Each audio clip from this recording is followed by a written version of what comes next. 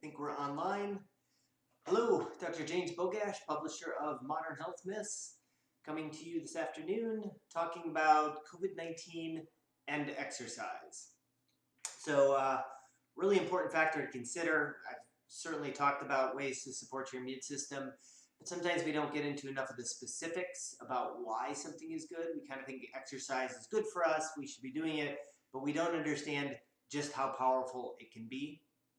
So exercise is also something that we can start right now.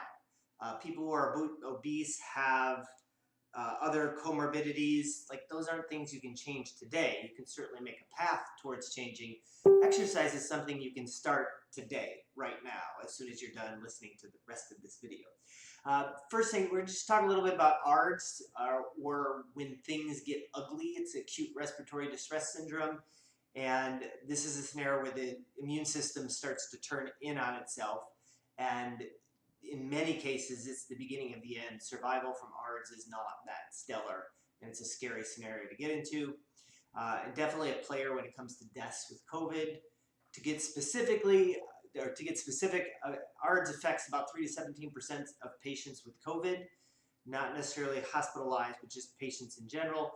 20 to 40% of hospitalized coronavirus cases will develop ARDS. Now, that's coronavirus in general, not just COVID-19, but that's a huge number of patients that develop ARDS as a result of this. So it would certainly make sense to do whatever we can to protect against that. I've already talked about how melatonin and vitamin C play a big role. We're going to see why zinc and selenium may also play a role. So in general, ARDS is kicked off by massive levels of oxidative stress, and this starts the cascade of destroying the body and the immune system and everything and all the tissues that are involved in the warfare that occurs. So antioxidants can be really strong players in this, and they can come externally from our diet. All of those thousands of plant-based compounds that produce our flavors, our colors, our scents, those are phytonutrients, and I've already talked about how they can play a huge role in protecting you against pretty much every chronic disease. And acute disease like COVID-19 and ARDS is also on the list of things that they will protect us from. So that's also vitamin C, and is an external antioxidant that can play a role in protecting us. But our body also has internal antioxidants. These are enzymes that generally protect us. Some of them are pretty heavy hitters. We have two that jump to the top of the list are superoxide dismutase and glutathione peroxidase. So superoxide dismutase has basically 3 versions.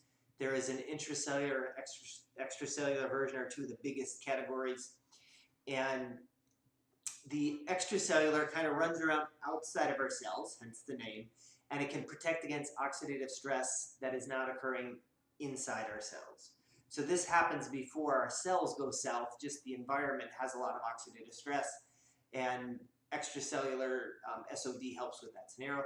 Interestingly enough, exercise, muscles normally make this particular enzyme, and exercise actually increases the amount of antioxidant ability that our muscles make. It's a pretty potent ability to protect ourselves. We think of exercise as, too many people think of exercise as just to lose weight, and that's certainly not it. Otherwise, we would just exercise, get to our ideal body weight, and then sit our duffs on the couch and eat bonbons and watch Netflix, which may or may not be what half the population is doing right now. But exercise is just part of the right thing to do, has nothing to do with getting down to an ideal body weight. These enzymes also require cofactors like copper and zinc. Maybe one of the reasons why we see zinc is playing a big role in helping protect us against viral infections. And glutathione peroxidase produces selenium, and I'll talk, not in today's video, but I will talk shortly about how much selenium played a role in protecting people from COVID-19. So exercise, the bottom line, it's not optional. So I can't tell you how many times I've come across patients that are not exercising and they think that it's kind of okay, and it's not. We were designed to be active. We're designed to be out hunting boar and gathering berries, not sitting behind a desk, not sitting at home watching TV. We're supposed to be outside getting sunlight and exercising. So I hate to use the phrase, but winter is coming, and so it's likely that this second wave, which is probably going to happen, will time perfectly with flu season. So the goal is right now to start exercising, not just for today, but also for the coming months and next season when COVID numbers will likely start coming back up along with influenza. So if you're not exercising, then why not? There is really no reason for anybody not to be exercising. And I would be more than happy to entertain any ideas in the comments section about why you may not be exercising, even though usually there's not a really valid reason. I'm not going to go into too much detail about exercise, but looking at a strength training as well as aerobic, I think we exercise too much in the wrong way. I remain a huge fan of short burst. I will put a link in the comment section to my blog article on exercise if you want to get more into detail into that.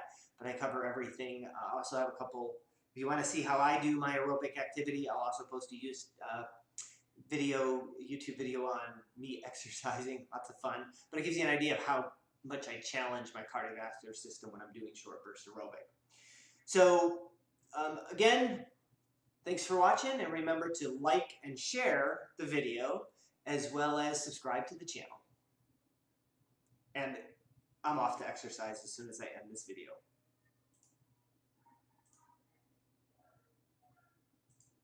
If I can end this.